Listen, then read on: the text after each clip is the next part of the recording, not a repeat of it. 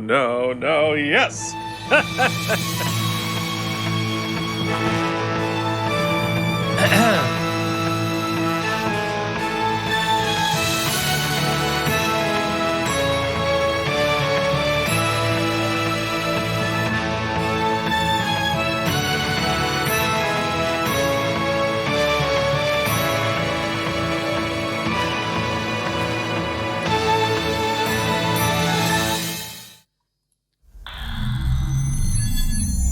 What's up, everybody? Welcome back to Keith and Mike Watch Deep Space Nine. Boy, do we have a story to tell you this week because we're talking about Deep Space Nine Season 1, Episode 13, The Storyteller. Mike, how's it going? The increasingly... Mike, who is getting larger as we speak. Yeah, I'm growing with enthusiasm, some would say, Keith, because we got a great episode in store today. We're talking The Storyteller, and really the question I'm going to have for you at the end of it is, what is the story we're telling? That's my big question for this episode, so let's tee it up, but it's nice to see you, my friend.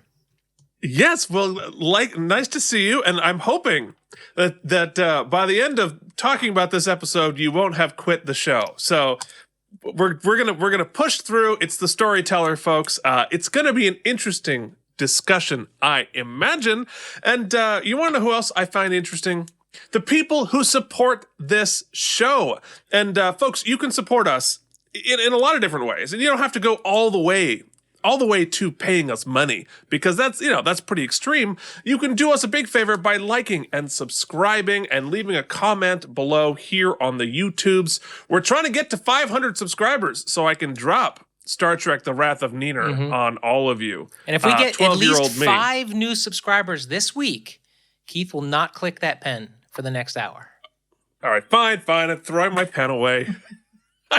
It's bad. I know. I apologize. The fidget spinner was so good. What happened to that? I know. I lost it. I have so many fidgety things on my desk and in my hands that I can never find the same thing twice. What other ways can people show their thanks, Keith? Well, folks, you can show your thanks by joining our Patreon at patreon.com/K&M. And, you're thanking us, you're supporting the show, you're being a producer, but you're also getting bonus material. And we're going to tell you all about the bonus material after we announce who our patrons are this week, including Brian Kaufman, Casey Clark, Cloudlover69, Jorge Navoa, The Mysterious, and Alan Zimmerman, CRM Productions, and Charles Babbage. Mike, what have they won? Some would say they've won nothing. In fact, that their lives have become inundated with crap they don't want. But in case they're interested, we just posted a new AMA for this month. I think I posted it. Yes, I'm pretty sure I posted it.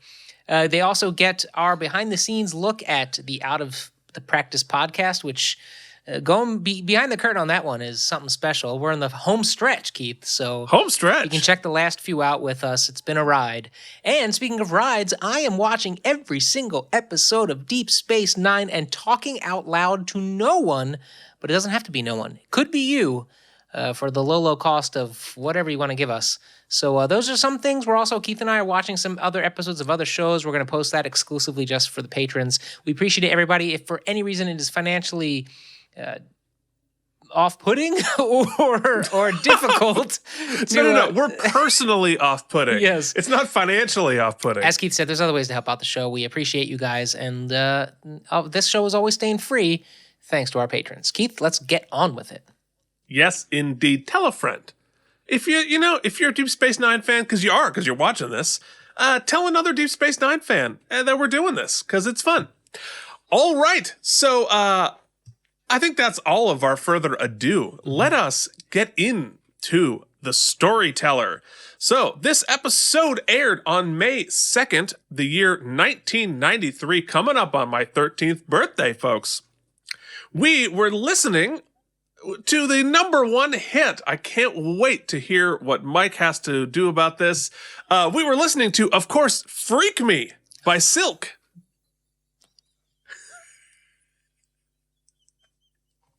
It's funny, I can't hear it. All I hear is giggling. I was really all ready for Informer again, but I wasn't ready for Freak Me. I don't know Freak Me.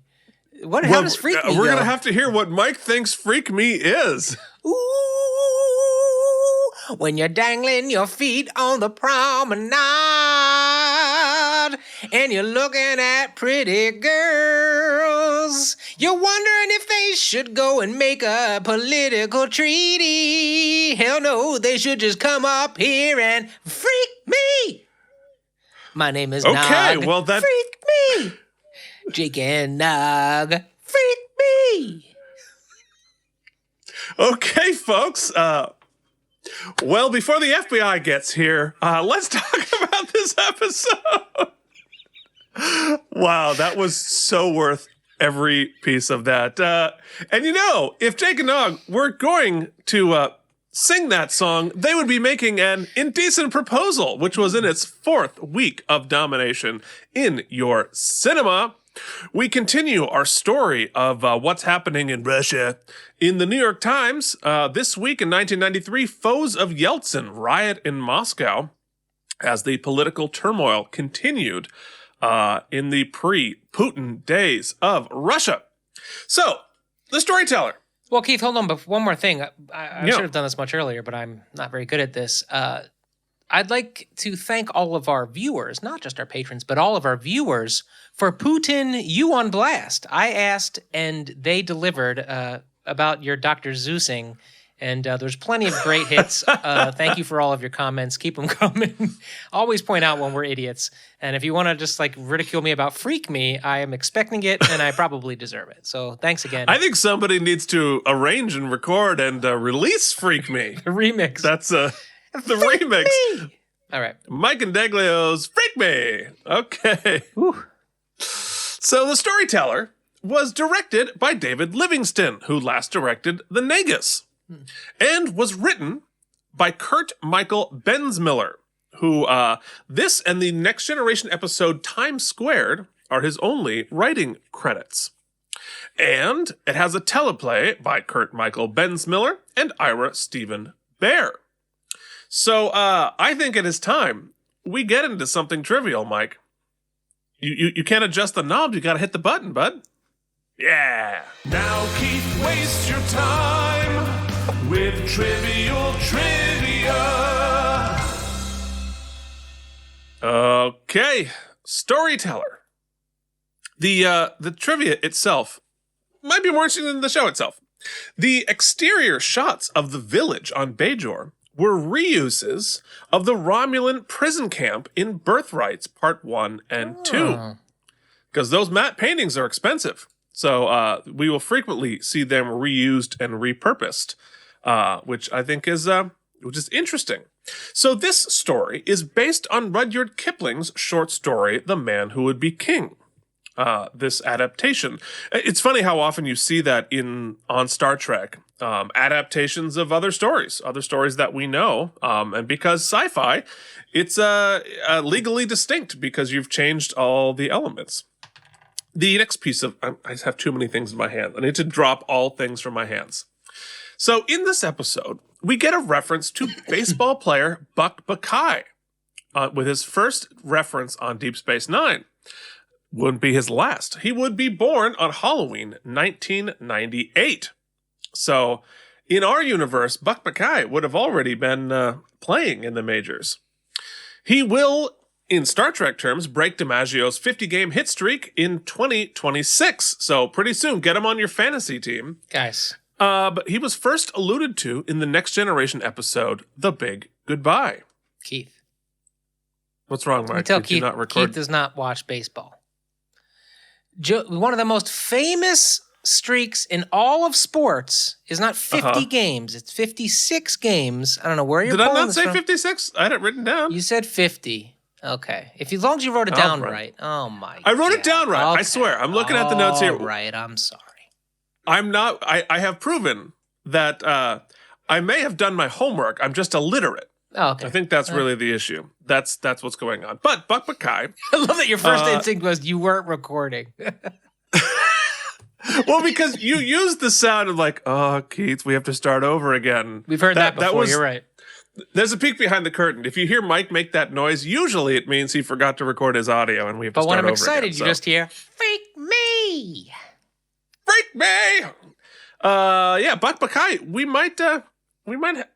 might be making an appearance here relatively soon. So this story, The Storyteller, was first pitched for the Next Generation and kicked around for years before it was used on Deep Space Nine, because apparently at this point they were kind of out of story pitches, so they had to produce something. And this episode feels like something they had to produce. But you know who did produce is the set designers and builders, because they built this entire village in only 7 days. And they only had the stage cleared for 3 of those days. So when you go back and you see the village set, it's pretty remarkable what they're able to put together in such a short amount of time. For sure. The guest stars this week include Lawrence Monason, who plays Hovath, who was also First Officer Ryan in Fortunate Son on Enterprise, or will be First Officer Ryan in Fortunate Son. Kate E. Cooter, who plays Sarah, who also played Cytherian in the Nth Degree on The Next Generation. Gina Phillips plays Varys Sewell, who I certainly knew from Jeepers Creepers, coming up later in her career. And Jim Jansen plays Farron, who will be back on Deep Space Nine as a different character. So, Mike, I think it's time we get into this, huh? Shall we tell some stories in our screening room after my favorite new transition?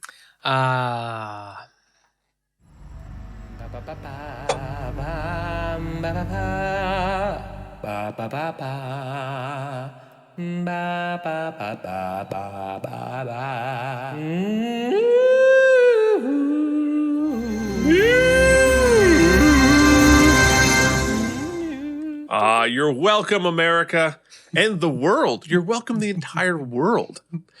All right, so The Storyteller.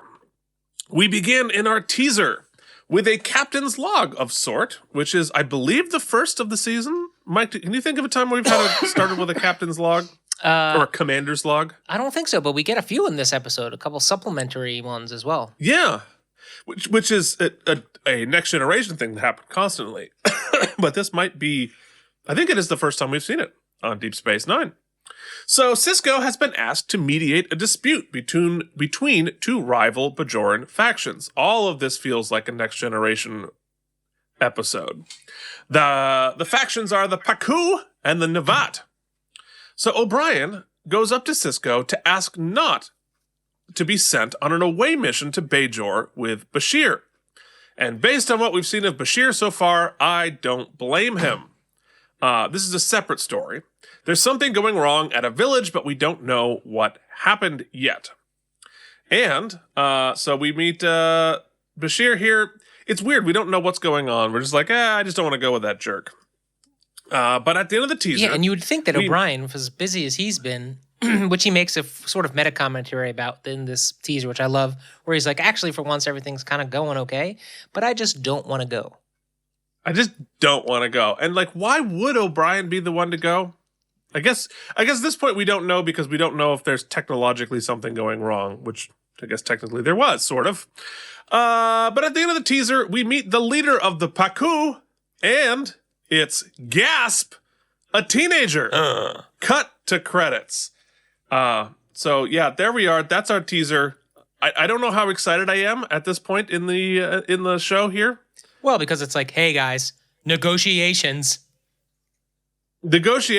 and like someone is a couple of years younger than you'd expect them to be. Gasp. What's funny is that already in this episode, I'm like, didn't we do this like a few episodes ago when the Nagus came, and we had to like negotiate with him, and then there's another thing we weren't negotiating treaties. Treat high. Well, it's I guess Star there's going to Trek. be a lot Negotiation of is like 3/4 of Star Trek. All right, well. But it's very, I mean, it's a very next-gen story, right? Picard is helping 2 factions negotiate. That's like 30 or 40 of the next-gen episodes. Anyway, we begin Act 1, and as they travel to Bajor, Bashir and O'Brien chat. Bashir asks O'Brien if he annoys him. Yup. It's a little awkward. O'Brien is having a hard time hiding his disdain. He keeps calling Bashir Sir, and Bashir asks him to call him Julian.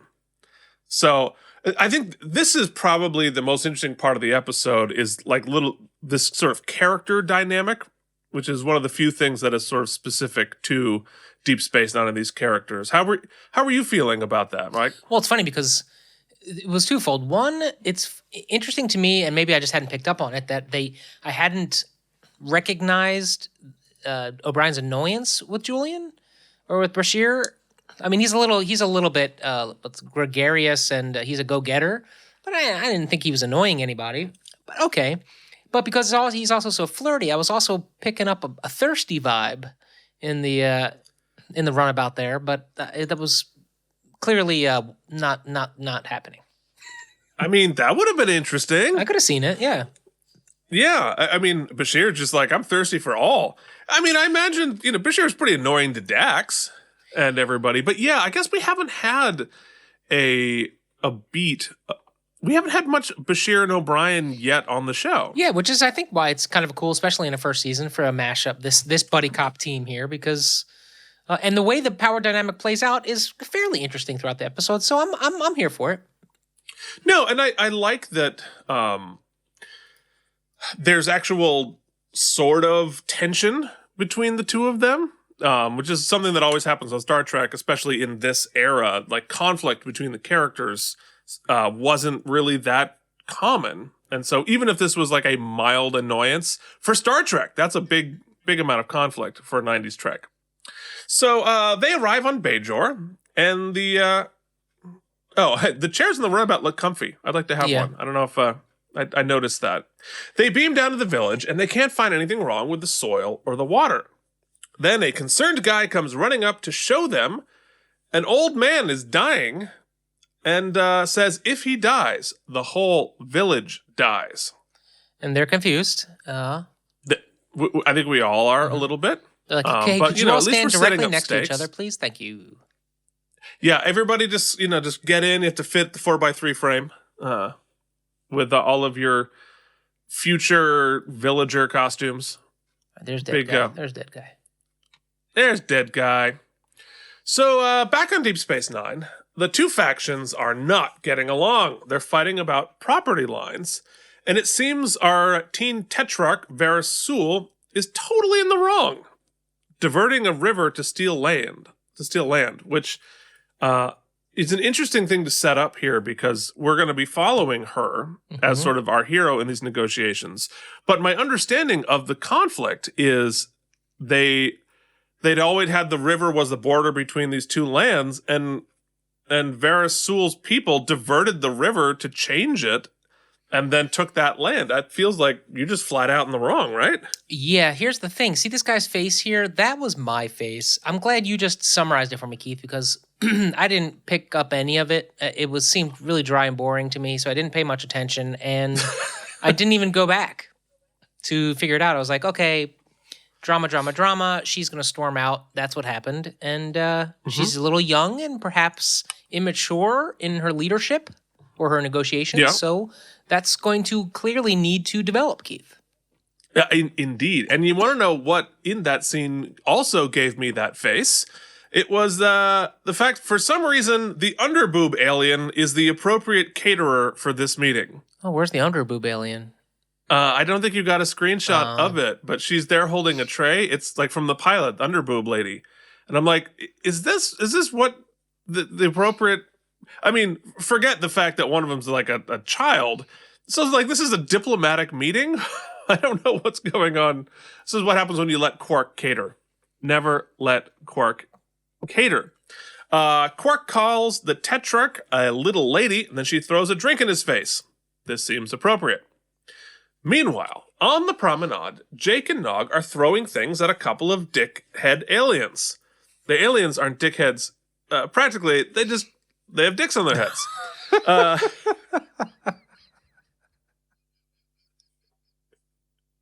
I know where to go. I know where to hit Mike's funny bone. You didn't think that joke was going to score as big as it did you? I did not think.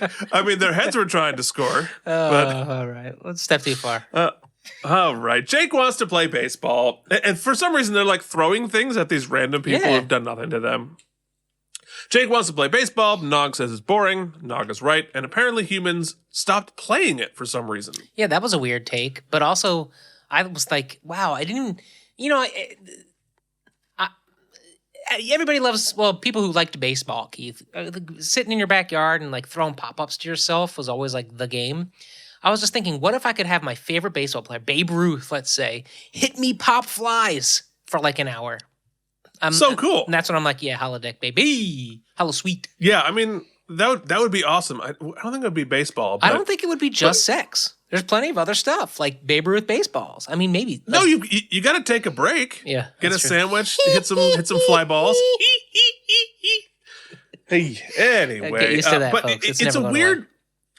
It's weird that they wrote in canonically that professional sports died.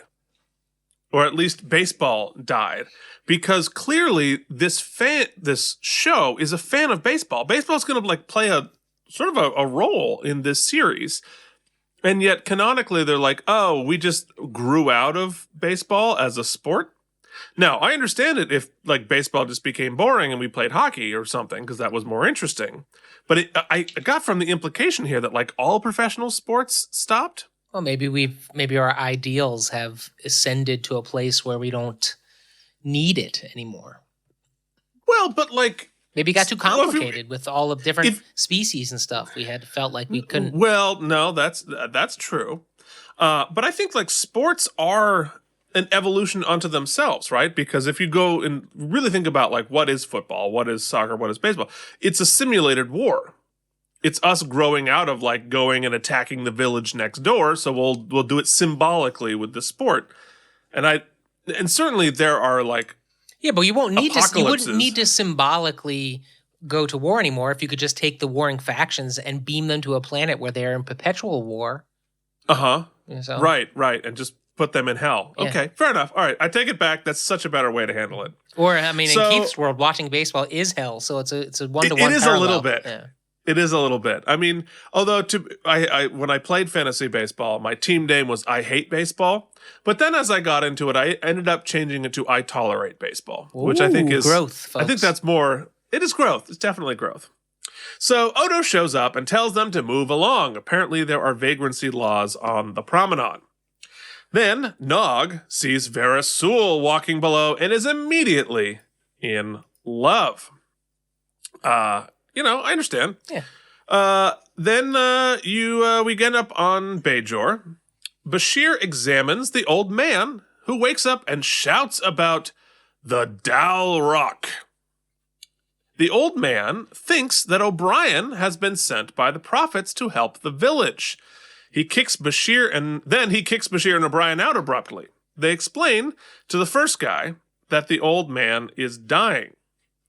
The first guy explains that a monster comes out of the woods at the end of the harvest for 5 nights, and it's coming tonight, and only the Sarah, the old man, can stop it. And they're like, all right. By the way, what? There's not the woods so much as the sky, but okay. Right, and like, yeah, that's not going to make any sense in like 10 seconds. Moments, yes. In moments, that's not going to make any sense. And also, like, I think part of the thing that I always wonder about this story taking place on Bajor, because it's a modern planet. Yes, it's been through a war and been occupied, but like, was this happening through the occupation of Cardassia? Like, nobody thought to come in and like figure out what's going on. If you want to really pull that thread, which I don't suggest we do, we've got Bajorans all around us, or we've got Kira on the. So, like, why wouldn't she be in the plot line? Right, it feels like she's better suited for it. Or right. B, would she have mentioned like, if you're going down there, you might just heads up. There's this giant monster that comes out once a year, and we have to fight off. So be ready for that. Right, and if they clearly got this information to Deep Space Nine, right, and were credible enough for them to send 2 of their officers there to solve the problem. Wouldn't they give him a little bit of a heads up on like what's going on? Yeah, it seems like the person who is in distress, that prophet, seems to be a fairly notable character. So when he's sent out of distress, probably a little or at the very least their computer would have given them that context. You get a briefing, right? Because like imagine, all right, you're Cisco. I'm gonna hail you. Beep beep beep. Yeah, what's up? Yeah, we're having a problem on our village here in Bajor, and I need you to send 2 of your main officers to fix it.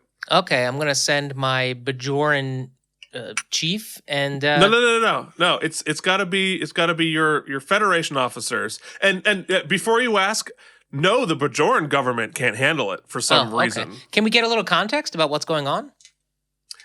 No. You said a dossier or 2? Are any monsters coming from the sky tonight? No, we're not going to tell it. We're not going to talk about it till you get here. It's a surprise. Oh, all right. Is there anybody who's clearly qualified to handle it, but for some reason the people won't allow to just handle it? No, we're not. It's mysterious. Oh, it's okay. mysterious. So it's gotta be an us. engineer and a doctor, but we're not going to tell you why. All right. Stupid. Folks, that's what we call a bit. It was a bit of something. So, at Act 2, back on Deep Space Nine, Nog and Jake are creeping on Vera Sewell. They go to her quarters. No, I think they walk directly into her quarters, Keith. Yeah, well, but first they have to fight about who's going to ring the bell. Sure. Naturally, she opens the door. Then they walk in. Then they just walk in and sit down. And she's like, into her quarters. She's like, sure, why not? Jake offers a tour and a chance to see the wormhole open. She agrees, and Jake and Nog are pumped. And Nog's like, wormhole's been open. Ew. Sorry, was he singing her a song? It's terrible. This might be the worst episode of Deep Space Nine, and Keith and Mike watch Deep Space Nine. Back on Bajor, Bashir tries to convince the Syrah he's too sick to fight off the monster. But how would Bashir even know that? Bashir doesn't even know there is a monster. Or how we would fight it off. Anyway, Syrah refuses. The old man stands on a rock and shouts at the sky as the wind blows. The Dalrock wakes, and they all shout at the sky. And the Syrah is clearly Shakespeare trained.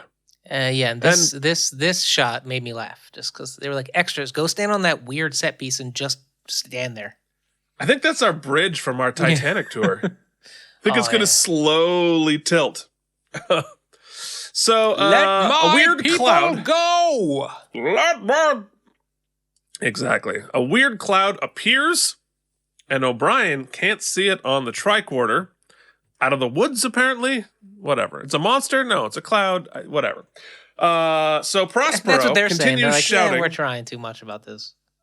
Yeah. Prospero continues shouting and gets the town to shout at it too. Oh yeah. This creates a light beam. There's some great shots here, cloud. though, I gotta say. There's some great shots. Yeah, I mean, for 1993, that wasn't great. No, but that one didn't the shot age over, well. That's over all right. her shoulder's cool. Like, that's interesting. They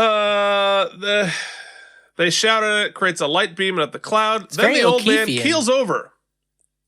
Then the cloud sends beams of boom boom that starts blowing up the village. All of this. Yeah, what did you think? So I'm just curious. Mike, what did you think was going on at this point? Well, it's funny. Like what we've learned about previous episodes has had me thinking, and there was even some dialogue that sort of indicated that maybe it's not real, maybe it's a created thing, or it seemed like there was some, at least on... Like a hologram? Yeah, yes, that's what he said. Is it a hologram? And the people, it was funny because they didn't seem to be in imminent danger, but then they were, but I didn't quite understand like what from. Was it shooting light? It was very confusing, but I mean, we got to fix the problem. There's a monster. We got to figure out what's going on. That made sense. We have to yell at the cloud. The twist here was kind of interesting. Yeah, so as Act 3 begins, the attack continues, and the old man tells O'Brien to take his place. So then Prospero Cyrano's O'Brien and gets him to give a pep talk to the villagers. Colomini looks vaguely embarrassed. It works, and the villagers chase off the cloud. Then the old guy dies, but the villagers declare O'Brien This says the so new much. Syrah. This says a lot. This says a lot. I mean, there's a lot of elements in that shot. Should we like stagger and like look like we're like in a realistic place? No. Just line up. It's good. Extras, yeah. That we have to fit in. We paid for 20 extras, and every damn one of them is going in the shot. And then this guy, who I guess is in charge of something, is like O'Brien's the new chieftain. He's the Syrah. Yeah, okay, Syrah. Indeed, I could use a Syrah while watching this episode. Yeah, that's how we felt at this moment. Yeah. So he's like, what have I gotten myself into? Did I sign a 6-year contract? I'm pretty sure I signed a 6-year contract. So back on the station, Quark finishes telling Morn a story, and I swear I could hear Morn make noises. Yeah, there was a noise or two. Yeah. Sort of breaking your rules here. Kira shows up and wants a drink. Negotiations aren't going well. May I suggest a fine Syrah? In Cisco's office, he meets with Vera Sewell, trying to get her to negotiate better. She's taking a hard line and is very angry. She says she is willing to die for the land that apparently she stole? Yeah, well. I don't, yeah. So, on the promenade, Jake and Nog argue about who gets the girl and discovers her sitting in their watching place. And they're like, wow, aren't there any other sets for the promenade? And she's like, no. Which is weird. Well, I mean, it is their, like, Jake and Nog's place. Yeah, it's the crow's nest. It's crow's nest. Yeah, it's their thing. The set was actually huge. There's a ton of that set. They could have used more of it. So she explains what's happening. Nog gives her some good advice about negotiating. All of this is done at about a 3rd grade level. Vera Sewell and Jake bond about their dead parents, which I think is interesting. Do we know yet what happened to Nog's mother? I don't think we've ever mentioned it. Because, like, there's a story there to be told about all of these kids with dead parents. And she's sort of like an orphan, and there's a story there. We didn't choose to tell it. There was the vibe that, and I think this ends up being, I'm going to chalk it up to actually a good performance. There's a vibe that she's sort of flirty with Jake. She's giving me vibe. I was getting vibes on Jake's behalf, and I gotta say, Jake is a cool cucumber, man. He's got some game.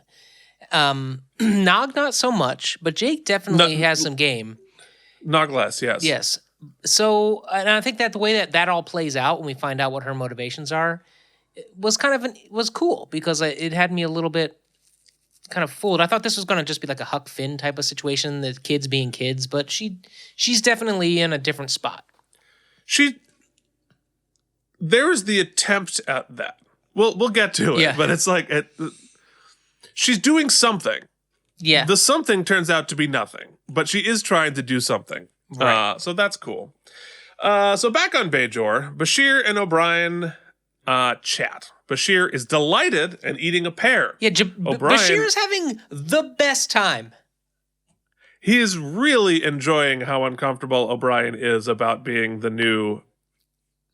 But also, there's like a sort Syrah. of like, I don't know, what would one say? Sort of like a cataclysmic event taking place. But I guess they're like, we could leave at any time. So. Yeah, I mean, all these villagers are going to die, but like, this is delightful looking at you being uncomfortable. And the produce here is wonderful. And great produce. So O'Brien is skeptical about it all. He doesn't want to be the Syrah, but the villagers bring gifts for their new Syrah, including ladies, apparently prostitutes. Not apparently, explicitly. Explicitly, so like this. Oh, here we're like this happy like little farming village. We're simple villagers. Please take these prostitutes. Was the old man availing himself of these prostitutes? Dude. I mean, I just want to know what the economy is here. I mean, all right. Because, he could go so raw night long.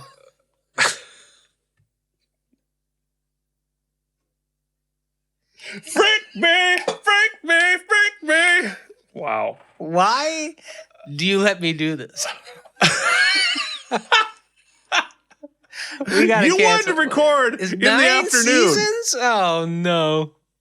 So the ladies show up. Bashir continues to be delighted. O'Brien's tricorder is very interested, but his head says no. Blah, blah. They want O'Brien to stay permanently, and he's like, nah.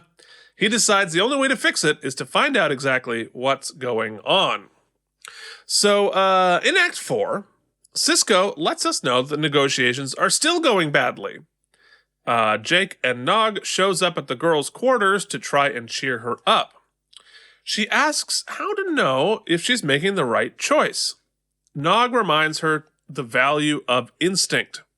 Also, just look at the situation, and you can't divert a river to change the land. Yeah, but like, whatever. Opportunity. There's like a vague attempt at like connecting it to the laws of acquisition and such, and I think that the effort's not. There wasn't a stronger. Nog made about as much of a effort in connecting those ideas as the writing team did. So. No, for sure. And I think the attempt here is to talk about valuing your instincts, which the Ferengi, especially in the negotiations, are very instinctual in a lot of ways. They sense opportunity.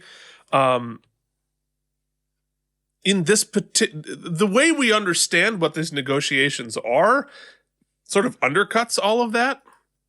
But whatever. It also feels so like to celebrate, it also feels like I guess what I don't understand is like, yes, she was being somewhat petulant in the beginning, but here, all he really offers, he doesn't like get into the weeds and give her this brilliant idea. He's just basically like, maybe you could offer something that maybe you could compromise. And that's sort of the extent of the plan. Well, and that's the thing. Like, it felt Sesame Street. I expected like compromise to show up on the screen, compromise, and explain like what it is. Right, like, but that's basically what Ben had said in the beginning. He's like, you guys are gonna have to work it out. But she's like, I don't trust you. So is the journey that Nog teaches her that she should compromise, and Jake teaches her that she should trust Ben, who already gave her the advice that Nog gave her. And it's right, because if Cisco were like, I think you should do this, and she's like, I don't know if I can trust you. Okay, that's a story. If there was a compromise that we saw on screen that actually had anything to do with the plot, that she was, like there was a solution there that could have been about, it was neither of those things. None of that and actually like they haven't happened. really established like these three like had a great friendship yet, but they've been hanging out because they like broke into her apartment, but I guess but then after they have this come to Jesus moment here is when they have their little like mischief fun quote in hard quotes, so it's all kind of out of order as well. So now let's be horrible to somebody to celebrate their discussion of compromise. Nog decides to steal Odo's bucket. It is the first time we see Odo's bucket. They do the heist, and Nog pranks Jake by throwing oatmeal on him and saying it's Odo. They have a food fight. It's hilarious. Then, of course, Odo shows up, and they're caught. Which, frankly, it's very cruel. Yeah, and even her, what's her name? Vera Sewell. Vera Sewell's like, this ain't cool. We shouldn't. Like is this? She says to Ben, ostensibly in the hallway. She's like, not Ben. She says to Jake in the hallway. She's like, "What? How is this fun?" And Jake's like, Well, and if you think of like the alien species as like a race, right? It's like really like just making fun of him because of the aspects of his species. I don't know. But to be fair, Jake, it wasn't really about Odo. Jake like sets it up like it's gonna be, and it's a prank, buddy. Come on. Yeah. Well, anyway, we see Odo's Plus bucket. He nailed it. He got it. A great prank. He got Jake hard. Whew. He got nogged. So, back on Bajor, O'Brien and Bashir investigate. a woman asks Bashir to bless her baby. And of course he does, and a crowd gathers, and then we see the old guy's apprentice looking envious in the background. Ooh, there he is. Ooh, I'm so envious. And you're like, you know what? If you gave me $1 million, I could wager. Then in the next scene, he gonna try to kill O'Brien. Yeah. He's got that I'm gonna kill you face. And they meet up with the apprentice, and the apprentice is super salty because he wants the job. Then abruptly, he pulls a knife and attacks O'Brien. Even more abruptly, O'Brien and Bashir are like, they feel no threat. And they're just like, kindly. And then in like a joke line, O'Brien's like, so why'd you try to kill me? Brr. They have a very long, very awkward wrestling match with the knife. And that is what gets us into... I'm not going to say that. Forget it. We arrive in Act 5 because we're like, I've watched 4 commercial breaks and I'm keeping coming back. The apprentice explains that he's been training for 9 years, but the old guy gave away his job to punish him because he wasn't able to control the Dalrog when he got his tryout. So can you explain them? Were the machinations made clear of that? Like what happened? How did he screw it up? Well, apparently he wasn't able to get the town to yell at the cloud effectively enough. Oh, okay. That was confusing because... So he just wasn't... He didn't... Okay. All right. He didn't tell the story with enough verve. Mm-hmm. He didn't give you Reading Rainbow, right? He gave you like a shitty audiobook. Yeah, it was a matinee. Yeah, they needed some more LeVar Burton in that storytelling. Well, don't we all? He shows them a bracelet with an orb fragment that they use to control the Dalrog. So the deal is the village used to be divided, so the original Syrah used a fragment to make the Dalrog and used the villagers' emotions to fight it off, thus uniting them, creating a mutual enemy for the village. So the rest of the year... They're like, they don't fight as much because... they're all best friends now because they shout at a cloud together. Yeah, but they're like mad at this guy. They're not very kind to everybody. You know what? We're not going to waste more time making sense of it than they did. We've already spent more time trying to understand it than they did. So they created the bad guy in order to... So if they created the bad guy, then why not have some sort of fail-safe? So they created a bad guy with actual stakes that could actually kill them? Seems silly. Well, and are they actually controlling it, or are they not? Because we're to believe that the town's emotions yelling at the cloud is actually what makes it go away, not the bracelet. Well, you do see with that the like weird stone. light come out of their like collective heads, but then you never see the bracelet in action when we get to the scene. It is now. It could be that Keith and I just weren't looking closely enough. It's very possible, but it seemed pretty asinine through and through to me. No, it makes no sense. The interesting thing that matters in the bigger picture is they chipped off a fragment of an orb. And they also said we saw the orb before. They said we've seen one of these orbs before on our ship. Well, because we saw it in the pilot.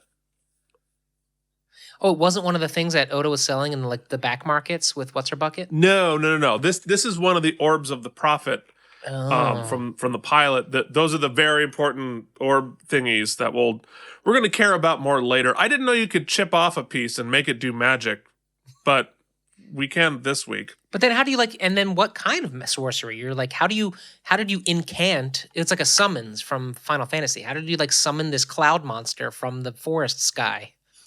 What? And you have to tell us. So the purpose of telling the story is to get the villagers riled up and focused enough and together enough to send their heart beams into the angry cloud, and that makes it go away, but the bracelet's really the thing that's doing it? Well, that's what makes the finale scene, the final scene, really bizarre, because you'd think if the whole purpose here is let's get our shit together, let's organize and yell at the monster, Why would they spend all this time yelling like, no, not you, apprentice? We need the stranger. Because he's wearing Joseph's amazing Technicolor dream coat. Yeah. They have time to be very particular. Okay. They're anyway. like, we... All right, bracelet.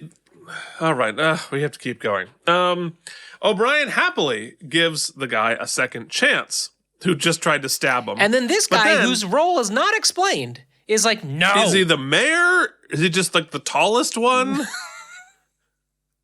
You know what would be really helpful here, he? Keith? If only we knew someone who was versed in the culture of Bajor.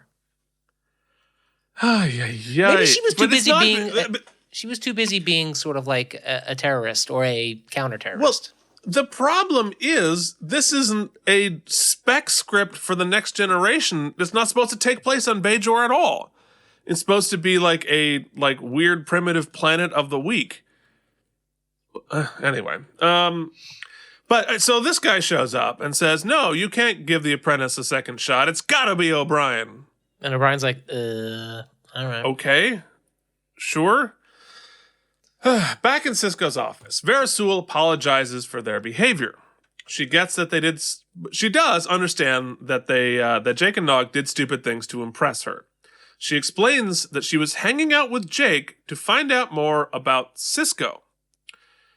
And she's afraid that if she makes concessions to the opposing side will think she's weak. Cisco continues to tell her to compromise, and she decides to take Nog's advice. So here's where we get to all right, so she's playing along with Jake and Nog because she's trying to get intel on Cisco. But why? Cisco's just saying, like, compromise. He's sort of just like mediating the meeting, right? It's not like he made any, or he offered any concessions, and he's not offered any specific things where, like, if he offered something, all right, give them back the river on Tuesdays and Thursdays, and I'd want to know, like, is this person suggesting this biased in some fashion? But he's not making he doesn't have any specific plan. He's just saying, be reasonable. I don't know how much, like, reference information you need to, like, hang out with the dude's son to find out if it's reasonable to be reasonable. I can't offer anything. It seemed weird. Like, I mean, I guess I could buy in the performance that I think she was like enjoying hanging out with people her age. I think she concedes as much. Oh, for sure. Yeah. But also, like, you'd think, oh, she must be a great leader because she's learning or that her journey to being a better leader is learning to it's storming. Getting advice from other. I'm really trying to make this work, Keith. It's just it wasn't great. Or even like if the story was she realizes, oh, you know what, my parents really did screw over these people, and to be a good leader, I'm going to fix the mistake of my parents. But that's not the story, right? That'd be a much more interesting story if Cisco is like, look, I'm not on the media and I'm supposed to be impartial, but, like, you know what, you're like in the wrong on this. Like, that would make sense. That would be a story that, whatever. On Bajor, O'Brien goes out to be Prospero again. He starts to tell the story and naturally fails. Bashir tells the apprentice to go take his place, and that was what the old guy's plan was all along. Yeah, Bashir really pulled that one out of nowhere. He sure did. That's the cloud starts to boom stuff again, and the apprentice finally stands up and does the thing. But first, let's respect this, because Colomini did that. Oh, man. That's also not a flattering angle to shoot people at. I would not. Here's a camera right up at them. Oh, my goodness. They were really into this cloud effect, and it wasn't very ominous, but it did blink a lot. I mean, it definitely looks like a forest monster to me. This guy told the shit out of the story, Keith. Really. He told the story so good, they sent their feelings up into the sky. And they get very excited about wine. Syrah! Syrah! Yeah, and the tall guy concedes. He's like, all right, he was right. He has been training for 9 years after all. Yeah, as opposed to some dude who just showed up. But actually, go back one. Because just in terms of, like, Star Trek makeup design nerd stuff, you see the woman in the foreground there. has the little head ridge that we know from earlier versions of Bajorans, as like Ensign Ro has one of those, that slowly gets sort of migrated and written off of the series because it's extra makeup. But I do like the fact that they sort of have a little bit of both here, and then we sort of accept that, oh, some of them have it, some of them don't, and then we don't notice the change as much. So the makeup design, the little detail work is actually cool. So that happens. The apprentice, no harm, no foul for apparently attempted murder. No, that's cool. Also, man. Misunderstanding. But whatever. So and then they say that thing that I love when they say it. They're like, "Let's get out of here." And so then let's get out of here. So we head back to the station. The girl is going to compromise, and she kisses Nog on the cheek. Yay, good for Nog. He gives a really good performance there. And Bashir and O'Brien arrive back on the station, and they're friends now after all of the hijinks that they went through, which actually is one of the important beats of this story, is building their friendship. So at least not all of the time was wasted, because we're beginning to tell some of Bashir and O'Brien's stories. And then unfortunately, O'Brien checks his email and realizes he's got about 8 days worth of work to catch up on now. Yeah, and apparently his commander will send him. And I think I should point out here, the trip to Bajor, they're not in orbit. They don't just beam down. That's like an 8-hour shuttle ride. So it's like you're going to like Europe from here in terms of their trip. So like it's not just like, just hop down there and see what's what. All right, so I think it is time now that we've done all that for Mike's Vocab Quiz. And now it's time for Mike and Deglio's Star Trek Vocabulary Quiz. Mike, your first term I do not have high hopes. Syrah. Oh, well, yeah, the Syrah, Keith, is the storyteller. He is the one who wields the magical orb bracelet that must tell the story with such fervor that he can coalesce the collective emotional resonance of his people to send emotion boomsticks to the cloud monster from the sky forest. Yes! Affirmative. Oh, wow. So good. Your next word is Dalrock. Keith, Dalrock is what Nog is rocking in that spacesuit when he sees that girl walking by. No! Oh, wait, no. What I meant to say... Nog is a child! What's wrong with... Oh, that's the wrong bumper. Oh, God, you got me all fakakta. Dalrock is the sky monster cloud beam O'Keefean sword orb machine. Okay, that's better. Affirmative. All right, now I think it is time to come along home. What do you say, Mike? Yeah, let's...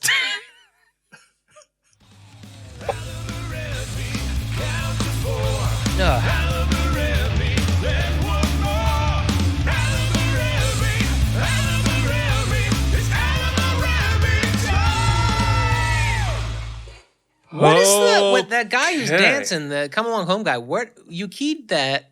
What part of the episode was that? What he's doing? Oh, it's an app. Oh, I did that in post. no, okay. It's so disturbing. Every bit of it. Oh, yeah. No, he doesn't actually do that in the show. Okay, so let's talk more about this episode, beginning with wormholes in the plot. Where do you even begin, Mike? All right, I think that I'll let you speak to sort of the political and strategic and conflict resolution wormholes in the A case, or we don't say that on the show, in the A story. The one that's more confusing is look, we have to just shout out the irony here. In an episode called The Storyteller, the storytelling is very poor. Because we'll get to the big question, which I have is the why.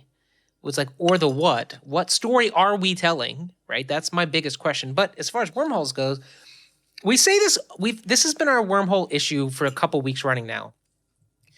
We got to get better about the machinations of what is happening with the antagonist of the episode. In this case, the big cloud monster thing is not well explained. What it's doing, how you actually fight it, can you fight it? Is it actually posing a threat? Are they going to actually be killed? Why would you have created a monster that could actually kill you when you could just... It seemed like they were doing it. What I thought was going to happen is that they were going to come to learn that the thing was a fabrication deal. And that they had the power all along, that they didn't actually... But that wasn't what happened. It seemed like it was actually a monster and they had to get story told real good in order to collective... It didn't make any goddamn sense, which is a problem when the whole thing's about, like, we could have maybe done a whole awesome kind of philosophical exploration of storytelling and why the demonstrative performance of this person, how that motivated them. And there was like a touch of that in his, like, the way he spoke in that last performance, but not nearly enough to really drive home maybe that was the point of the episode. So that's the wormhole I wanted to discuss, is that I don't understand the whole monster thing. I mean, they did yeoman's work trying to explain it, but then they introduced the meteorite and the whole thing was messed up. Well, and I think that there is a story to tell there about our cultural shared stories creating a cultural identity that unifies people. Here are, like that, whether it's the founding of the country or a war or a culture, whatever, we share a story as a community and, like, okay, we have symbolism, right? We're going to rally around the flag or whatever it is. There's something to be said about how stories, whether they're true or not, and stories based on shared threats, create culture and unify. Okay, there's a story there. Cool, that's a great pitch. All. I was going to say that's a great episode pitch, but I don't feel like that's what was pitched. Not in the slightest. Yeah. No. So, I think you got the wormholes there. The wormholes on the negotiation case was we didn't actually ever talk about negotiations, right? We never even see the other dude again. We never saw the other dude again. We never saw the compromise that apparently she did make. We never even... She never even talked about what she wanted or didn't want. They outlined what the conflict was, but then we spent how many minutes on compromise? It's Sesame Street. And at least in Sesame Street, they'd say you have 3 apples and they have 2 pears and you'd give each other apples and pears. Let me reverse that. Had the pitch been, which is what I thought, my pitch would have been, okay, we're introduced to this young leader who's lost her parents and is thrust into a leadership role at a very young age and is forced to be much more mature than she is. And because of that, she feels like she has to portray a really tough exterior, which is holding back negotiations. It is not until she's introduced to peers her age who reintroduce her to some childlike wonder, and that childlike wonder opens doors in the negotiation that help her learn to be a better leader. That's a great pitch. No, absolutely. Like the fact that she's a child is weirdly not a part of the story, other than it gives her an excuse to hang out with Jake and Nog. It's not like she's not being held back in the negotiations because she's a child. She's not being underestimated. She's not, she's handling it in sort of an immature fashion, but not because she's a child, but because she doesn't want to appear weak. It doesn't, it's just a thing that, it's a thing that was there as opposed to part of the story. It also introduces like a weird, most of it is tonally consistent with the arc and journey that Nog and Jake have been on, and where they're at. Right. And it works for me on that. The thing that is, we kind of have understood that they're kind of good kids, right? They're like pretty much good kids, and they're like helping each other tutor and stuff. So it's weird that they introduced the whole sort of shenanigans business, and Odo's keeping an eye out for them, and they got in trouble. Like, I get it. I mean, it's fine that they can also be mischievous. That's cool, because I'm sure that will introduce levity as we move forward. And it just felt like pigeonholed into this one. And again, I think that's a really good point, because it wasn't there because there was a point to it, that we're going to learn that she needs to lighten up, or there are consequences for your immaturity, or this is like something to do with Odo and something. It just happens. It's the thing that happens, as opposed to a piece of the story. And so it's just. And I just don't think Jake. It just doesn't. It feels inconsistent that Jake would be a party to that kind of mischief. Like Right. that he would break into Odo's apartment and steal his shit. Like that seems like Jake would not do that. Well, and because it was also there's something mean about it, that it's like, I'm going to make fun of you for something you can't control, as opposed to, let's, like, Odo's too uptight. Let's find some pranks to, like, get him to lighten up or teach him that he's being too rigid or whatever. This is like, you have this species thing about you and we're going to make fun of it. Which, again, it's just not a good color. All right, so let us just mercifully move forward. Mike, what was your best moment? I gotta say that. So I had a couple. This is weird. I liked a lot. I liked all of the location shots. I really did. As weird as all that was, I thought that it felt different. I liked the different color palette that we're not used to seeing. A lot of our away missions have been very dark and browns and kind of. This was a very colorful, bountiful type of location. I enjoyed that. I liked sort of. I gotta say, as kind of out of nowhere and inconsistent as it was, I liked seeing Bashir's sort of. It was in the Come Along Home episode. He has this enjoyment in these situations, whereas everybody else is freaking out or Ben's just trying to figure out what's going on. Bashir enjoys himself, and I'm starting to enjoy that part of his character. But what I want to point out here, I'm going to go back because I was thinking to myself that Nog was giving me. I was questioning whether I was enjoying the performance of Nog. It felt a little extra, and I'm kid actors, so there's some grace there. But then I thought to myself, Ferengis have been established by older actors, and when you start to align his performance, a Ferengi performance as a kid, to comparing that to some of the traits and vocal patterns and physical manifestations that some of the adult actors have portrayed as Ferengis, it's actually pretty spot on, which makes me think he's actually giving a pretty great performance within the boundaries of what has been laid out for him for the species, in addition to adding in adolescent touchstones that we can associate with, specifically as dudes, but as just humans who have been young. So I actually really enjoyed Nog's performance and Bashir's performance in this episode. Those are my favorite moments. Yeah, and I should point out that Aaron Eisenberg, who plays Nog, was actually 24 when he filmed this. Are you serious? Yeah. Yeah, he's small because he had a kidney transplant when he was 5. Oh crap! Then that's pretty astounding. He's a full-grown adult. Wow, I never would have known that. This. Never would have guessed that. Yeah, well, it again, that speaks to the really good performance in there, being able to have that sort of youth. Yeah, and have that relationship. There. How old is the actor playing Jake?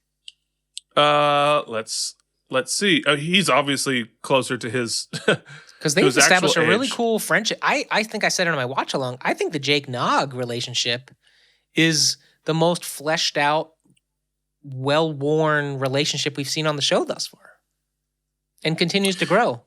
10 million strong and growing. What is that? Yeah.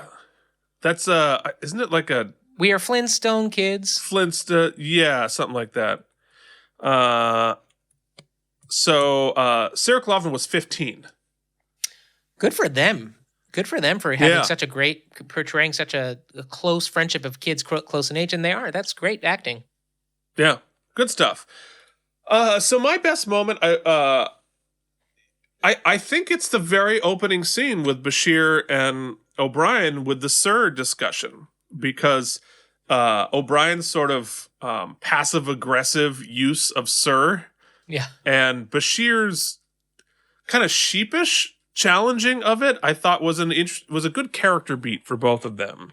And then I thought it was like the most realistic conflict through this thing. And it offers a great bookend at the end when he's like, you know what? On second thought, don't call me Julian. Well, yeah, and they're able to like now joke and tease each other a little bit, and we're planting seeds, right, for the relationship moving forward. But that felt the most like human and lived in piece of that. All right, so Mike, I think it's time to give this an episode rating. How many self-stealing stem bolts does this episode get? You know, the best compliment I can give the show so far is that even in its kind of crappier episodes, there's still an alchemy that is working. There's a mojo that it feels like a show finding its footing, creating its identity, and it can't be full steam ahead. You're going to have some stumbling blocks. This definitely feels like, and you're going to, I guess, give me a bit more specifics about it, but this definitely feels like they were handed something and they had to try to make it work. Or they ran out of time, or it feels lazy, but there's enough that makes me think that it wasn't just they phoned it in. It's first season, it's hard to think. The problem I have, if I'm being honest, like I mentioned before, it's called The Storyteller, and it doesn't fulfill that promise. It doesn't, you keep waiting for it, like, just because these guys they have, and it doesn't even make any sense if we're getting down to it. These guys have to tell a story, but it's not really a story they're telling, right? It's really happening. That's the other thing. He's just describing what's taking place. And apparently if they do this once a year, why do they need to hear this story? Really, it's not the storytelling that is, they're looking for a leader, right? They need a public speaker. Right. They're looking for looking for someone to fire up the crowd. Yeah, like a hype man. They need Flava Flav. They need a really. hype man. Yeah, they need Flava Flav. Yeah. That's exactly right. Right. And then in the other story, it's funny that the I guess we open with the compromise the compromise story. That really kind of foreshadows what's going to happen with the storyteller bit, because it's a conflict in search of it's a resolution in fate. I don't know what I'm trying to think. It doesn't make any sense. Neither do they. They set up these two opposition things, which then there's never any. The whole thing just feels like there's no there, right? Yeah, there's no there. No, for sure. Yeah, so it's not good. The good performances and some funny little things aside, and some great effects cannot save a bad episode, Keith. It might be worse than Come Along Home. At least there were some bits in there that kind of were fun. I think I got to go. Are you ready for it? I'm ready. 4. D. 38 self-stealing stem bolts. 38 self-sealing stem bolts. Yeah, I mean, it's a bad episode. I hate this episode. And I was excited because I wanted an O'Brien Bashir buddy cop. Sounds good to me. No, and we're gonna get a lot of that, and it's gonna be awesome. Okay. This is one that I particularly remember when it comes up on my rewatch. I'm like, pass. Because, I think the backstory of this being an idea, like a pitch idea that had been moldering for years from Next Gen, really makes sense to me. They just they have you have a stack of ideas of like maybes, whatever, and if we get in a jam, we'll just do this one, and that's sort of what happened here. And I say this from the standpoint of being a writer, right? Unfortunately, a bad idea is still a bad idea, even if you're desperate, and it's just not a good. It's not a good episode. It's not. It doesn't know what it's trying to say. It's not really trying to say anything. I think that the Star Trek suffers from episodes about dumb villagers, wearing their jammies and smocks, and who don't.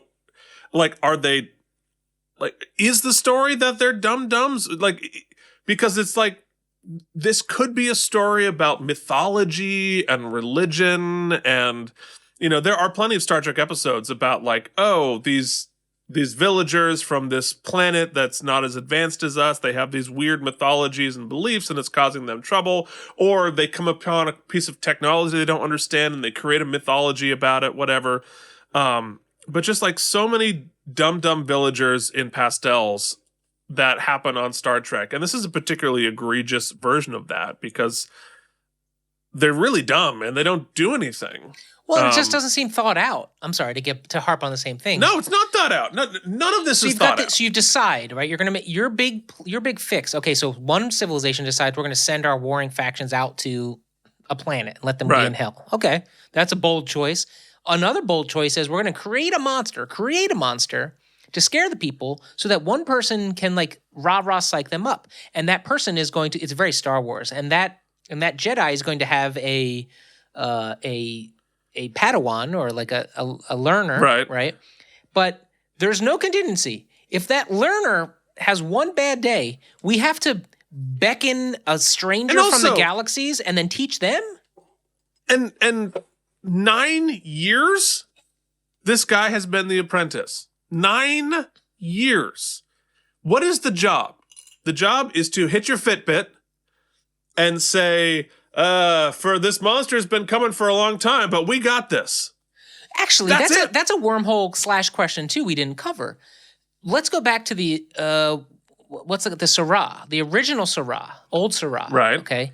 What was his actual plan? If his plan is as Bashir described, to fake being sick, pick another guy, a stranger, to be the Syrah, just fake it so that he could encourage the other guy to have to save the day. No. It wasn't that. It was, after 9 years, my apprentice sucks. And this whole thing is predicated on people believing this works. And he lost the faith of the audience. So we have to set up a situation by which he can regain their faith by stepping up in the end. Like, that was what that was. So was he not planning on dying, or he was like, this is my last ditch No, effort? he was dying. Okay. He was actually trying to do the handoff, and the apprentice screwed up. So this was his, how do I fix this before I die? Okay. So, we all want to move forward with our lives. So I think about the stem bolts for this, and we've now had 2 of, like, the top 10 worst episodes of Deep Space Nine, with Move Along Home and this. And for me, and I gave Move Along Home, I can't believe, 21 out of 100 self-stealing stem bolts. And I think for this, I have to go below that. Oh, what did I give it? You gave it 28. Oh, so I gave this a better rating? You gave this one a better rating than Move Along Home. And that might be a little low for Move Along Home, might be a little unfairly low. However, this one, Move Along Home, suffered from a utter lack of cohesion in any sense of what was going on and just being thought through and what they're trying to say, blah, blah, blah, blah. But this one suffered from all of that, and it's boring. Yeah. And so, at least Move Along Home, I'm going to defend it for a moment. At least it lived up to the title. It clearly established it's going to be about games and a live action Jumanji type game, and that's what it was. Whether it was satisfying or not, it was what it was. This is called The Storyteller, and it's nothing really to do with that. Well, it was a hot bag of nonsense, but this is a cold bag of nonsense, because, like, it's not even interesting. So for that, you get 18 self-sealing stem bolts. My goodness, yeah, that was a rough one, folks. Yeah, this was a rough episode. This is, according to IMDb, the 7th worst episode of Deep Space Nine. So it's in the bottom 4%. I would argue it's worse than that. There are other episodes which aren't good, for sure. And there's, like, 1 or 2 that are, like, they're really that lowly rated because they're kind of offensive. But this one was just boring. So, boo. You know what Who else did is that? boring? Oftentimes us. But if you'd like to give us money, you can do that by heading over to patreon.com/K&M. At least it'll... Make your wallet as empty as the logic of this would you episode. like another hot bag of garbage or boring? I don't know. That really was... I was next disappointed. week- I was disappointed, I gotta say. Yeah, it wasn't good. Next week, aptly titled, we are watching Progress.